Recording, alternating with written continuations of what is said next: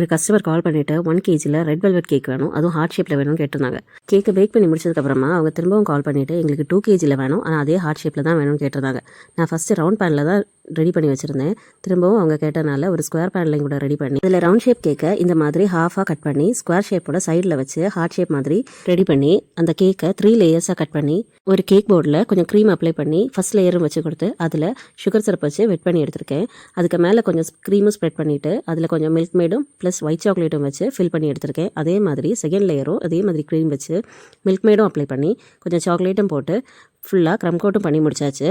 ஒரு 20 மினிட்ஸு கேக்கை ஃப்ரிட்ஜில் வச்சு செட் பண்ணி எடுத்ததுக்கப்புறமா கேக்கோட ஃபைனல் கோட்டிங்கை முடிச்சுட்டு அதுக்கு மேலே கேக்கோட க்ரம்ஸை ஸ்ப்ரெட் பண்ணி எடுத்திருக்கேன். கேக்கோட டெக்கரேஷனுக்காக இந்த மாதிரி ரோஸ் பட்டன் நாசில் வச்சு ரோஸும் ரெடி பண்ணி அதில் ஒரு டபுள் ஷேட் தெரியறதுக்காக இதில் பிங்க் கலர் ஸ்ப்ரே யூஸ் பண்ணி அதையும் கேக் மேலே வச்சு கொடுத்தாச்சு. ஃபைனலாக கேக்கோட டிசைன் இந்த மாதிரி தான் இருந்துச்சு. இந்த டிசைன் உங்களுக்கு பிடிச்சிருந்துன்னா லைக் பண்ணி சப்ஸ்கிரைப் பண்ணுங்கள்.